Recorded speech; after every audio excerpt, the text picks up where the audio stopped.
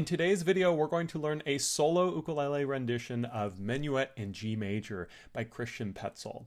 This is compatible with both high and low G ukuleles. Heck, you could even play it on baritone, it'll just sound a little bit different. So if you're looking for a really fun, approachable classical melody to play on your ukulele, you're in the right place. Let's go ahead and start with the first 4 bars, which should look something like this. Now, if you'd like to download a tab like what's seen on screen, be sure to check out my Patreon page, link down below. Every month we do a different vote on what the lesson will be for that month, and this happened to win January 2023. So these first 4 bars should sound something like this when you play it.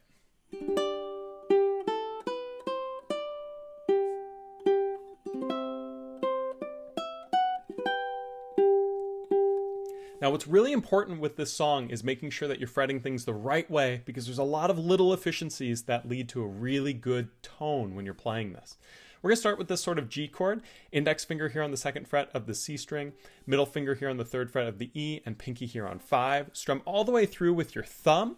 You'll notice I'm using my thumb exclusively for this tune, so if you need more help with this melodic picking style, there's a link down below to check out. But after I strum through all 4 of these strings, I'm then going to play the 3 on the E, which is already there. Then I have to take my pinky off to play open on the A. Then I have to move my index finger down to 2 on the A. Then the middle down to 3 on the A. And that concludes that first measure. Going into the next measure, the pinky is going to come up on 5 of the A string. And then the middle finger goes back down to play 3 on the E twice. Now this first little line of 2 bars is one of the only times in the whole arrangement that the chord won't resonate through the bar. If you look at measure 3, you'll see the first instance where the chord can really resonate. We're going to play the C chord by using our middle finger here on the 8th fret of the E string and our index finger here on the 7th fret of the A string. We're going to strum through all 4 strings. Then we're going to play the 8 on the E, which is already there. Then we're going to play 10 on the E. Take your pinky and add it there right to the 10th fret. Then you're going to play 7 on the A, which is already there. Then 9 on the A with your ring. See how I hold the C chord, the middle and index fingers the whole time? And the only time I change it is when I go now to measure 4 to this G chord, in which I'm going to place my pinky on 10 of the A, take my index and bar it across the C, E, and A strings, playing my C, E, and A together for 7, 7, and 10. And then I'm going to play the 7 on the C string twice. So those last 2 measures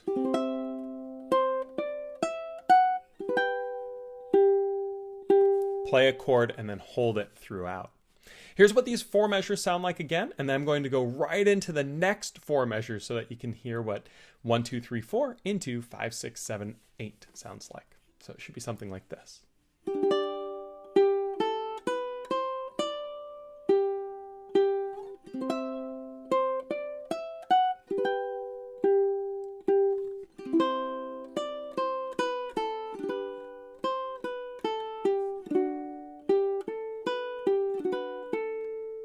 So now learning how to play measures 5, 6, 7, and 8, we're going to start with a C chord. Very important to use your middle finger here on the 3rd fret of the A string. Strum through all 4 strings. Pinky goes to 5 on the A. That's why we want to use the middle finger here, is so that the pinky can be sort of the 1 finger per fret up to 5. Then we play the 3 again, middle finger. Don't have to take it off between there. And then we take it off for the 2 on the A with the index finger, followed by open on the A. Going into the 6th measure here, we're going to play a G chord, play it the way you normally would. Index finger on the 2nd fret of the C, ring finger on the 3rd fret of the E, and middle finger on the 2nd fret of the A. Strum through all 4 strings. Then we're going to take our pinky and scrunch it in here on the 3rd fret of the A string without taking any of the other fingers off. Take the pinky off and play the 2, which is already there. Take the middle finger off for the open on the A. Then play the 3 on the E, which is already there. See how we leave the chord shape? We kind of add to it and then remove from it when we need to, but we keep the fingers in play as long as we can. Then we go on to measure 7, and we're going to play a D, but the way I want you to do this is to bar all the way across the 2nd fret with your index finger. We're going to play only the G, C, and E, stopping our thumb on the A string. We're then going to add the 3rd fret on the E, leaving the bar where it is. Then the 5th fret on the E, again, leaving the bar where it is. Then the 2 on the A, which should already be there if you're barring.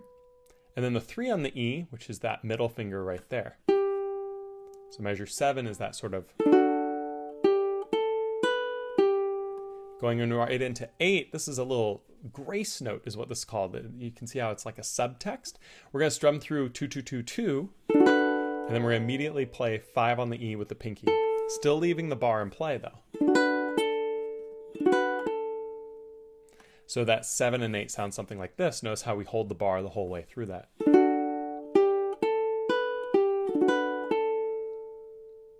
And so that you can hear measures 5, 6, 7, and 8, and then I'll go into the repeat. So what this means is you'll see that the measure 8 has this little 2 dots with 2 lines.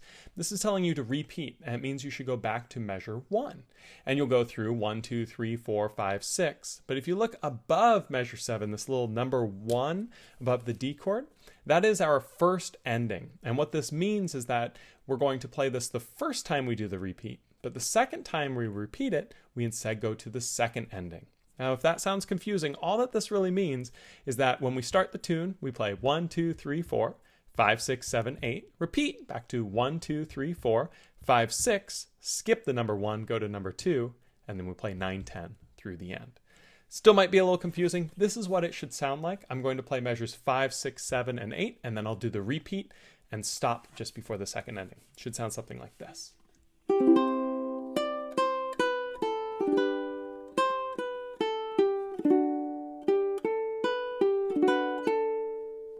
Back to the start.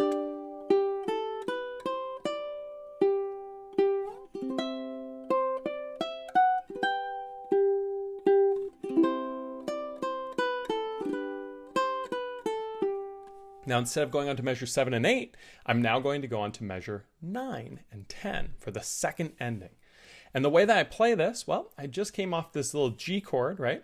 So to start measure 9, I'm going to play 2, 2, 0, nothing on the G string. We're not going to play that. Index on the 2 of the C, middle here on the 2 of the E, and open on the A. Strum through those 3 strings. Then play the 2 on the A with the ring finger. Open it back up. 3 on the E with the ring. 2 on the E, taking the ring off.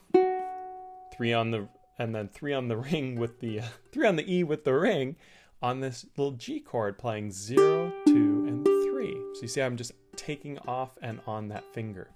So measures 9 and 10 look like this. Do you see how I'm holding the chord there as I do that? Right? You see how I'm not doing this? See how there I kind of took everything off and placed it back on? This is the big theme with this particular arrangement and with really the lesson that's beneath the song, is leaving your fingers in play until they have to move and trying to hold those patterns and those chord shapes to get the best sustain and tone possible. It's going to make this tune so much easier to play if you're following the exact fingerings that's shown in this video. But that's the first melody part of this song. Measures 1, 2, 3, 4, 5, 6, 7, 8. Repeat 1, 2, 3, 4, 5, 6. Skip 7 and 8. Go straight to 9 and 10. After you've done this, we're now going to go on to the next section, which is the high part. A little bit more challenging for this arrangement because it goes way up on the fretboard. We're going to start here on measure 11. 0, 11, 10, 14. So what we do is take a middle finger, place it on the 11th fret of the C string. Index finger, bar it across the 10th fret of the E and the A. So this is kind of like a B flat chord moved way up, just those 2 fingers. A little tip is if you're struggling with this, have that index finger be nice and flat and then curve the middle and then pull back a little bit to pinch on that A string to get a good tone. We're going to strum through all 4 of these strings, but we're going to do one more thing. We're going to add the pinky here on 14 of the A before we do it. So it's 0, 11, 10, 14. Then we're going to play 10 on the A, just take the pinky off, which you'll notice the index is already playing. 12 on the A with the ring finger here. 14 on the A with the pinky. 10 on the A with the index. So you can see we're way up here. Now, before we go on, I'm going to just play measures 11, 12, 13, 14 so that you can hear and see what it sounds like as we're working through it. It should be something like this.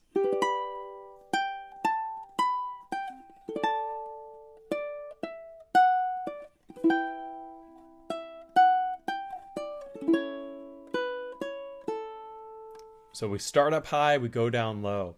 It's really fun to play. But going back to where we just were, play that first measure, measure 11. Then we're going to move to this D chord. To do this, index finger is going to go on 9 of the C, middle finger here on 10 of the E, and pinky here on 12 of the A. We're going to strum through that, and what I want you to do is I want you to take that index, I want you to bar it so that it's across the 9th fret of the C, E, and A. Strum through the C, E, and A together. Play the 10 on the E, which is already there. Play the 12 on the E, which is the pinky kicking up. Then the 9 on the A, which, hey, if you did that bar, you're already there. And then 10 on the E.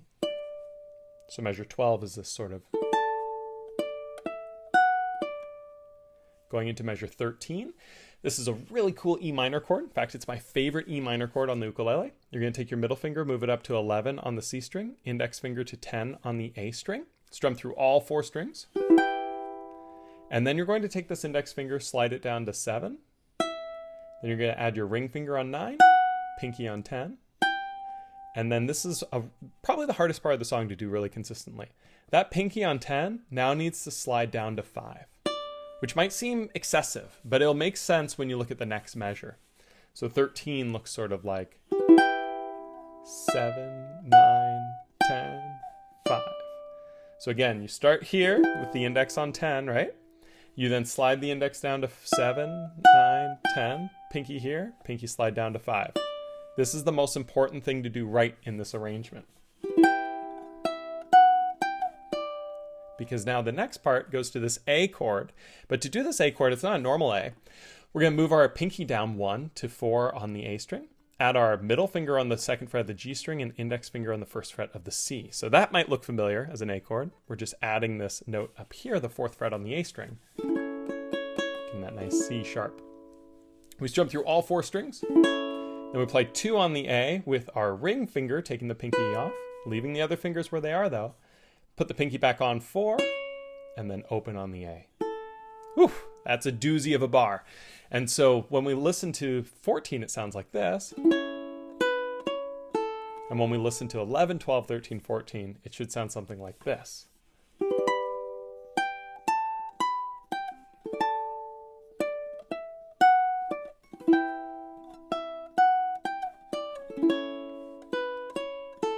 Now, if you're struggling with this because it's going up high and down low, always look at where you're going. You'll actually notice that I'm always looking ahead. I call it predictive fretting. And what that means is when I'm up here at the high parts and I'm going down here, I'm at 10 and now I'm going to 5, right? I'm not looking at 10 when I play 10. I'm looking at 5 and I'm thinking, okay, pinky to 5.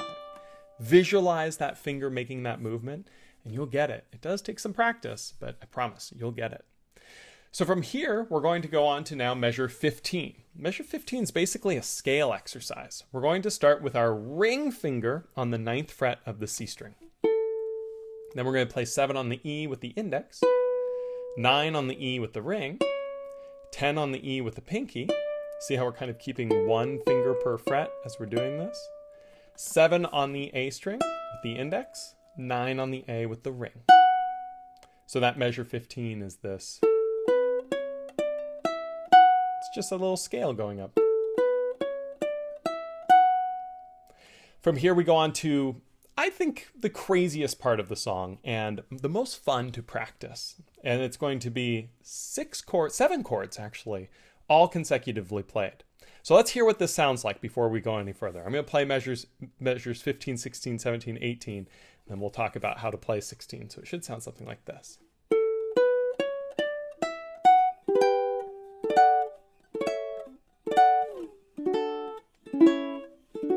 Whoa, that's a lot of chords. But it's really fun to play, because after we do this little scale run, we're going to play a G that we already played, bar across the 7th fret on the C, E, and A, add the pinky on the 10 of the A string, play just your C, E, and A together. Notice we're just playing the C, E, and A for this whole little run up until the last 2 chords. Then we're going to move to a D chord. To do this, take your index finger, slide it up to the 9th fret of the C string, add your ring finger on the 10th fret of the E, and your middle finger here on the 9th fret of the A.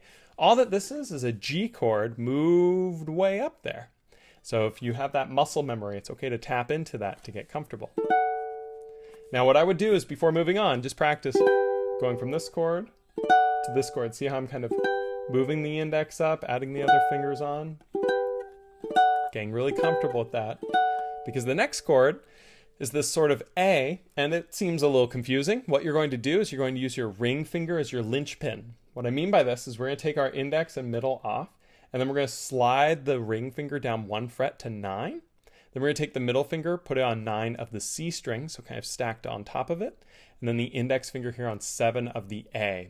And then I'm going to play the C, E, and A together. So that's the third chord. So first chord, second chord, third chord. See how that ring finger just slides down from the second chord to the third chord though? Going into the next bar here on measure 17, we're going back to the second chord. So we use that ring finger, slide it up a fret, flip-flop the other 2 fingers. So just practicing going back and forth with this is really important as you're working on it. But after you've played this up here, you're going to go to the second chord of measure 17, and now your index finger is your linchpin. You're going to take that finger, you're going to slide it down to 2 on the C string, take your middle finger, add it here on 2 of the E, strum our C, E, and A together. Okay, so that looks like this, looking at measure 17. And then we're going to go back to that A chord, index finger is still the linchpin, it's going to slide down 1 fret, kick the middle finger up 1 to 2 on the G, add the pinky here to 4 of the A. So we have 2, 1, 0, 4. And then just to wrap it up, the very last chord there is a D. Take your pinky, move it up to 5, bar across the second fret with the index. This is a lot of movement. But when you're practicing it, it's important to just look really slowly at where each finger goes. So go ahead and watch me do it a couple times, just so that you can see the movements of the fingers.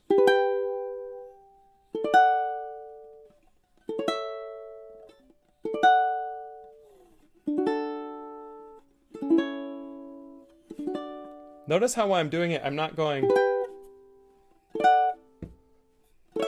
taking the fingers off each time. There's usually something that's going to be a little linchpin. I introduced that about halfway through, but I'm going to point out each linchpin as we go through. So the G chord to the D, the index slides up. And then the A chord, the ring finger slides down. And then ring finger slides up. And then index finger slides down. Index again, and then on this one, the pinky. You can see there's always a finger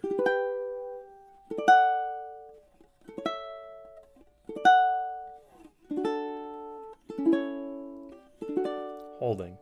So that's the trick as you're working through that. From here we go on to measure 19, home stretch, pun intended, because there's a bit of stretch in this part. We're going to play that same G that we played at the very start of the song, 0, 2, 3, 5. But this time I want you to bar with your index finger across the C, E, and A. The reason for this is you're going to play through all 4, then 3 on the E, then 2 on the E by taking off the middle finger. If your bar is there, you're ready to go. And then add the 3 back. And so let's go ahead and hear 19, 20, 21, 22 just for context. It should be...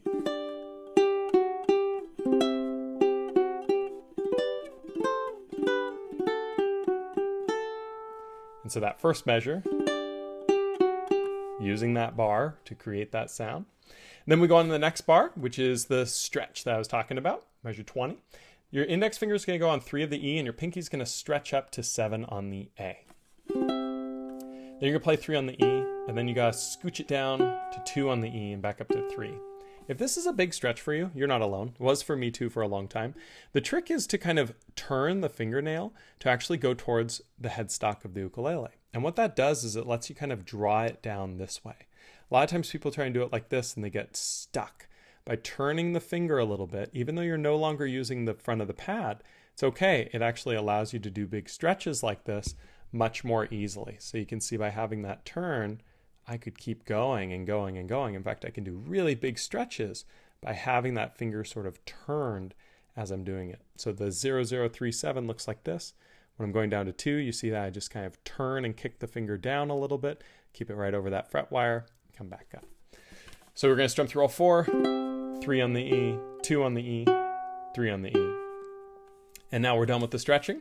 We're going to move up to this high G chord, 0, 7, 7, 5. Middle finger on the 7th fret of the C string, ring finger on the 7th fret of the E string, index finger on the 5th fret of the A string. Strum through all 4. Then we're going to go to an A minor. Now this is my favorite transition in the song because don't take a single finger off of this fretboard, right? It's going to go from here to here.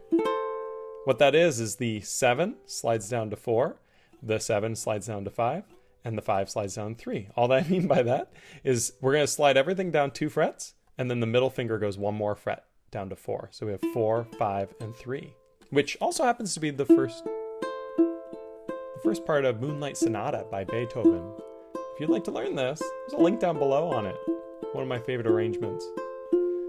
But that's enough of ADHD moments. We're sitting here now with that G to the A minor. And then we're going to go down from here to another G, which we're just going to slide that ring finger down to the 3rd fret on the E string, flip-flop the fingers. So we have... Going to the next part here on 22, we're going to play a D chord. And we're going to play a 2-2 with our index on 2 of the C, middle here on 2 of the E, strum through those 3 strings, 3 on the E with the ring, 2 on the E, 3 on the E with the ring, open on the A. Again, holding that shape. So measures 19, 20, 22, or 19, 20, 21, 22 should sound something like this.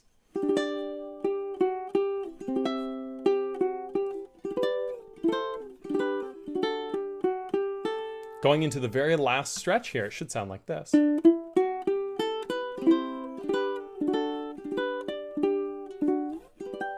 This is another one where the fingering is so important to make sure you're using the correct fingers. So we're going to start with this little scale. We're going to play 2 on the C string with the index, 4 with the ring finger, 2 on the E string with the index, 3 with the middle, open on the A, 2 on the A with the index. So it looks like middle finger is going to play 3 on the A for the C chord, then a G chord, slide that middle finger down, add the index and ring. Same way we played it before, index on 2 of the C, ring on 3 of the E. Then we're going to play that D chord, same way we did on measure 22. Index and middle finger on the 2nd fret of the C and E strings respectively. And then 25 is a little tricky to hear into it. Here's 24. What we're going to do is we're going to slide that middle finger up 1 fret to fret 3, take the index finger, as it slides, collapse it into a bar across the 2nd fret of the C, E, and A, strum through all 4. So we have that sort of... Then we're going to play 5 on the A, play just the C and E strings together, take the middle finger off, play just the C and E. So that looks like this.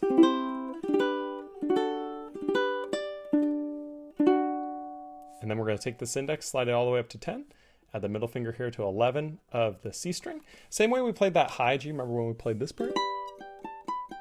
It's like that, only without the pinky. Strum through to end it. So measure 23 through the end should sound something like this.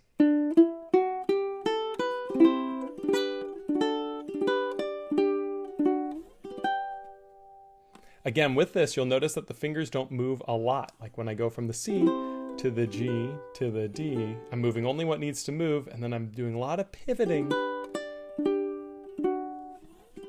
And that's why it's so important to follow the exact fingerings shown in this video to get that consistency so that you can play it, perfectly.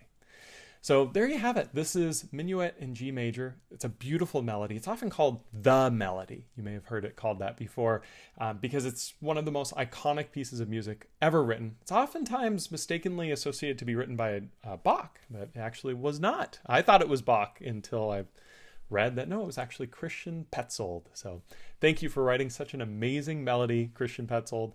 And also thank you again to all of my patrons over at patreon.com. It's really thanks to their support that I'm able to make tutorials like this here on YouTube. And so if you'd like to help decide what next month's tutorial is going to be, please consider checking it out. You can also find a download of this tab as well as many others there. Thank you guys so much. As always, let me know if you have any questions down below, and I'll see you guys next time for the next lesson here. Thanks.